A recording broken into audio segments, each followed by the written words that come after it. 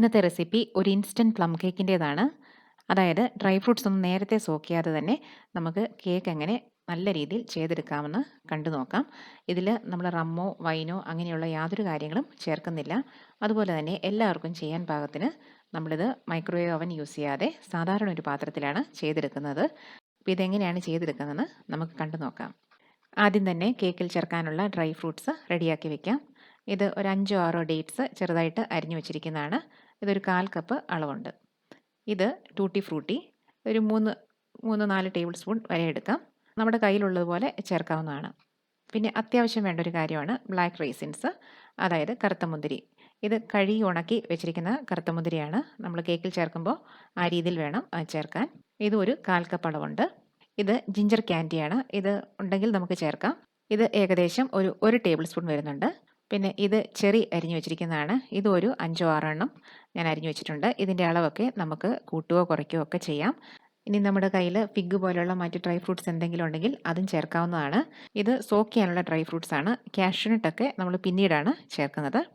ആദ്യം തന്നെ നമുക്ക് കുറച്ച് പഞ്ചസാര ഒന്ന് കാരമലൈസ് ചെയ്യാം. അതിലാണ് നമ്മളിതിട്ട് സോക്ക് ചെയ്യുന്നത്. അതിനായിട്ട് 1/2 കപ്പ് പഞ്ചസാര ഒരു പാത്രത്തിലിട്ട് ചൂടാക്കാം. ഇനി ഇത് ഇളക്കുകയൊന്നും വേണ്ട. കുറച്ച് സമയം ഇത് മീഡിയം ഫ്ലെയിമിലിട്ട് ചൂടാക്കി എടുക്കണം. അപ്പോൾ ഇത് ചെറുതായിട്ടൊന്ന് പതഞ്ഞ് വരുന്നുണ്ട്. ഈ സമയം തന്നെ നമ്മൾ 1 കപ്പ് വെള്ളം ചൂടാക്കാൻ വെക്കണം. അപ്പോൾ ഇത് അത്യാവശ്യം നന്നായിട്ട് പതഞ്ഞ് വന്നിട്ടുണ്ട്. കൂടുതൽ സമയം ഇരുന്നാൽ ഇതൊരു കയ്പ്പ് ചുവ വരും. അപ്പോൾ കറക്റ്റ് പാകത്തിന് നമ്മൾ ചൂടുവെള്ളം ചേർത്ത് കൊടുക്കണം. അപ്പോൾ ഇനി ഇതിലേക്ക് 1 കപ്പ് ചൂടുവെള്ളം ചേർത്ത് കൊടുക്കാം. നമ്മൾ 1/2 കപ്പ് പഞ്ചസാരയ്ക്ക് 1 കപ്പ് ചൂടുവെള്ളമാണ് ചേർത്ത് കൊടുത്തത്. ചൂടുവെള്ളം ചേർത്ത് കഴിയുമ്പോൾ ചെറുതായിട്ടൊന്ന് കട്ട കിട്ടുന്ന പോലെ ചിലപ്പോൾ തോന്നാം. അത് പക്ഷേ തിളയ്ക്കുന്ന സമയത്ത് അത് മെൽറ്റായി വന്നോളും. ഇനി ഇതിലേക്ക് നമുക്ക് 2 ഗ്രാമ്പുവും ഒരു ചെറിയ കഷ്ണം പട്ടയും കൂടെ ചേർത്ത് കൊടുക്കാം. അപ്പോൾ ആ സിറപ്പിന് നല്ലൊരു ഫ്ലേവർ കിട്ടും. ഇനി ഇത് നന്നായിട്ട് തിളച്ച് കഴിയുമ്പോൾ ഇതിനകത്തേക്ക് ഡ്രൈ ഫ്രൂട്ട്സ് ചേർക്കും. അപ്പോൾ അതിന് മുമ്പായിട്ട് തന്നെ നമ്മൾ ഈ ഗ്രാമ്പു എടുത്ത് മാറ്റണം. അല്ലെന്നുണ്ടെങ്കിൽ ഗ്രാമ്പു എടുത്ത് മാറ്റാൻ ബുദ്ധിമുട്ട് വരും. പട്ട എവിടെ കിടന്നോട്ടെ, പട്ട പിന്നെയുള്ള നമുക്ക് മാറ്റാം. ഇനി ഇതിലേക്ക് ഡ്രൈ ഫ്രൂട്ട്സ് ഓരോന്നായിട്ട് ചേർത്ത് കൊടുക്കാം. ഇനി ഇത് മീഡിയം ടു ലോ ഫ്ലെയിമിലിട്ട് കുറച്ച് സമയം ഒന്ന് തിളപ്പിച്ചെടുക്കണം. വെള്ളം മുഴുവൻ വറ്റിപ്പോകുന്നതിന് മുമ്പായിട്ട് തന്നെ നമ്മൾ തീ ഓഫ് ചെയ്യണം. അല്ലെന്നുണ്ടെങ്കിൽ തണുത്ത് കഴിയുമ്പോൾ ഇത് നല്ല കട്ടിയായി പോവും. ഈ ഒരു പരുവത്തിലൊക്കെ നമുക്ക് തീ ഓഫ് ചെയ്യാം. ഇപ്പോൾ ഞാൻ തീ ഓഫ് ചെയ്തിട്ടുണ്ട്. ഇനി ഇതിലേക്ക് 2 മുതൽ 3 ടേബിൾ സ്പൂൺ വരെ ഓറഞ്ച് പീൽ ചേർത്ത് കൊടുക്കാം. ഇത് ഓറഞ്ചിൻ്റെ തൊലി വിളയിച്ചതാണ്. ഇത് നമുക്ക് ബേക്കിംഗ് ഷോപ്പുകളിൽ നിന്നൊക്കെ വാങ്ങിക്കാൻ കിട്ടും. ഇതുകൂടെ ചേർക്കുമ്പോഴാണ് പ്ലം കേക്കിന് നല്ലൊരു ടേസ്റ്റ് വരുന്നത്. ഇനി ഈ കൂട്ട് നന്നായിട്ടൊന്ന് ആറിയിട്ടാണ് നമ്മൾ കേക്ക് ചേർക്കുന്നത്. അപ്പോൾ ഈ സമയം കൊണ്ട് നമുക്ക് ബാക്കി കാര്യങ്ങൾ ചെയ്തു തുടങ്ങാം. കേക്കിൽ ചേർക്കാനായിട്ട് നമുക്ക് 1 കപ്പ് മൈദ എടുക്കാം. ഇത് 250 ml കപ്പിൽ 1 കപ്പ് മൈദയാണ് എടുത്തിരിക്കുന്നത്. ഇനി ഇതിലേക്ക് 1 teaspoon baking powder, 1/4 teaspoon baking soda, 1/4 ടീസ്പൂണിൻ്റെ പകുതി ഉപ്പ്, ഇത്രയും ചേർത്ത് നന്നായിട്ടൊന്ന് മിക്സ് ചെയ്യാം. അതിനുശേഷം ഇത് 2-3 തവണ അരിപ്പയിൽ കൂടെ നന്നായിട്ട് ഇടഞ്ഞു വയ്ക്കാം. ഇനി ഇതിലേക്ക് വേണ്ട പഞ്ചസാരയും കൂടെ പൊടിച്ചെടുക്കാം. 1/2 കപ്പ് പഞ്ചസാരയാണ് പൊടിക്കുന്നത്. ഇതിൻ്റെ കൂടെ 1 ഇഞ്ച് നീളമുള്ള പട്ട, കനമുള്ള കഷ്ണമാണെങ്കിൽ 1 കഷ്ണം ഇട്ടാൽ മതി. അതിൻ്റെ കൂടെ 3 ഏലയ്ക്ക, 2 ഗ്രാമ്പു, പിന്നെ ഒരു ചെറിയ കഷ്ണം ജാതിക്ക. ഇത് ഒന്ന് പൊടിച്ച് വേണം ചേർക്കാൻ. ഇതെല്ലാം കൂടെ നന്നായിട്ട് പൊടിച്ചെടുക്കാം. ഇനി നമുക്ക് 2 വലിയ മുട്ട ബീറ്റ് ചെയ്തെടുക്കാം. ഇത് ബീറ്റ് ചെയ്യുന്ന പാത്രത്തിൽ അല്പം പോലും നനവ് ഉണ്ടാവാൻ പാടില്ല. അതുപോലെ തന്നെ ഇതേ കാര്യങ്ങൾ നമുക്ക് മിക്സിയിലും ചെയ്തെടുക്കാവുന്നതാണ്.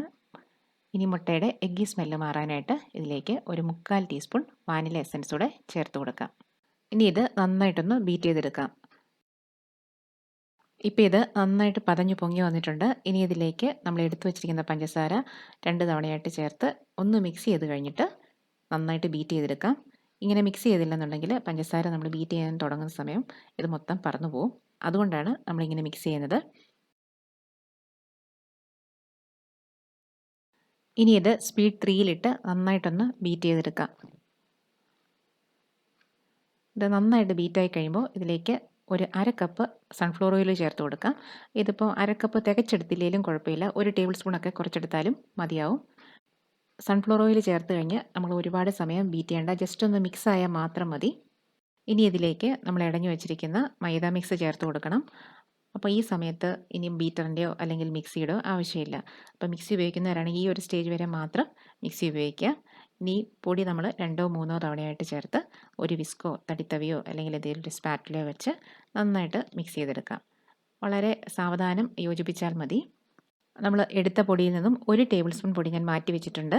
ഇതിലേക്ക് ഒരു 1/4 കപ്പ് മുതൽ 1/2 കപ്പ് വരെ കാഷ്യൂ നട്ട് അരിഞ്ഞത് ചേർത്ത് മിക്സ് ചെയ്ത് വയ്ക്കാം. ഇത് പിന്നീട് ബാറ്ററിൽ ചേർക്കാൻ വേണ്ടിയാണ്. ഇത് നമ്മൾ സോക്ക് ചെയ്ത ഡ്രൈ ഫ്രൂട്ട്സ് ആണ്. ഇതിപ്പോൾ അത്യാവശ്യം നന്നായിട്ട് തണുത്തിട്ടുണ്ട്, അല്പം ടൈറ്റ് ആയിട്ടുമുണ്ട്. ഇനി ഇത് ബാറ്ററിലേക്ക് ചേർത്ത് കൊടുക്കാം. ഇതിൽ നമ്മൾ പ്രത്യേകം പൊടിയൊന്നും ചേർത്ത് മിക്സ് ചെയ്യേണ്ട, കാരണം പ്ലം കേക്കിൻ്റെ ബാറ്റർ പൊതുവേ ഇച്ചിരി ടൈറ്റായിട്ടാണ് നമ്മൾ തയ്യാറാക്കുന്നത്. അപ്പോൾ പിന്നെ ഈ ഡ്രൈ ഫ്രൂട്ട്സ് ഒന്നും അങ്ങനെ താന്നു പോവില്ല. അല്പം ബാറ്റർ ലൂസ് ആകുമ്പോഴാണ് നമ്മൾ ഇട്ടിരിക്കുന്ന കാഷ്യൂ നട്ടും അതുപോലെ ഡ്രൈ ഫ്രൂട്ട്സും ഒക്കെ അടിയിൽ പോയി അടിയുന്നത്. ഇനി ഇത് സാവധാനം നന്നായിട്ടൊന്ന് മിക്സ് ചെയ്ത് ചേർക്കാം. അതിനുശേഷം നമുക്കിതിലേക്ക് കാഷ്യൂ നട്ടൂടെ ചേർത്ത് കൊടുക്കാം.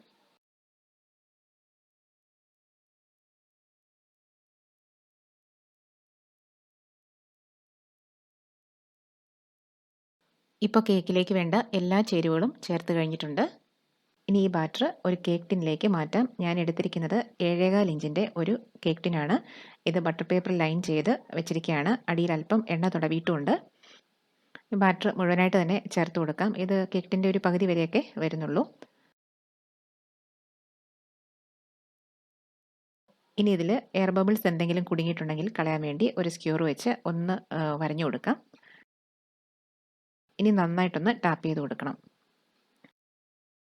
അവസാനമായിട്ട് ഇതിൻ്റെ മുകളിലേക്ക് അല്പം റൈസിൻസും അല്പം കാഷ്യൂ നട്ടും ഒന്ന് വെച്ച് കൊടുക്കാം.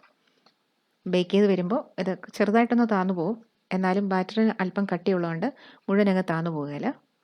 ഇനി ഇത് 10 മിനിറ്റ് മീഡിയം ഫ്ലെയിമിൽ പ്രീ ഹീറ്റ് ചെയ്ത പാത്രത്തിലേക്ക് വെച്ച് ബേക്ക് ചെയ്തെടുക്കാം. കേക്ക് ടിൻ വെച്ചതിന് ശേഷം ആദ്യത്തെ 5 മിനിറ്റ് ഹൈ ഫ്ലെയിമിലും പിന്നെയുള്ള ഒരു 40 തൊട്ട് 45 മിനിറ്റ് ലോ ഫ്ലെയിമിലും ഇട്ട് വേണം ബേക്ക് ചെയ്യാൻ. ഏകദേശം 45 മുതൽ 50 മിനിറ്റിനുള്ളിൽ കേക്ക് റെഡിയായി കിട്ടും.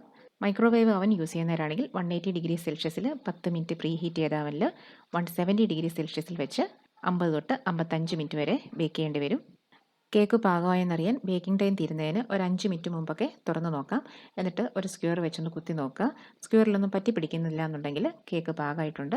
ഇപ്പോൾ നമ്മൾ ബേക്ക് ചെയ്യാൻ വെച്ച കേക്ക് റെഡി ആയിട്ടുണ്ട്. ഇനി ഇത് പാത്രത്തിൽ നിന്ന് മാറ്റാം. ഇതിപ്പോൾ ഉണ്ടാക്കിയതിൻ്റെ പിറ്റേ ദിവസമാണ്. ഇപ്പോഴാണ് ഞാനിത് കേക്കിൽ നിന്ന് മാറ്റുന്നത്. ഇനി ബട്ടർ പേപ്പറൊക്കെ ഒന്ന് മാറ്റിയെടുക്കാം. പ്ലം കേക്ക് പൊതുവേ ഉണ്ടാക്കിയതിൻ്റെ പിറ്റേ ദിവസം അല്ലെങ്കിൽ അതിൻ്റെ അടുത്ത ദിവസം ഒക്കെ ഉപയോഗിക്കുമ്പോഴാണ് കൂടുതൽ ടേസ്റ്റ് വരിക.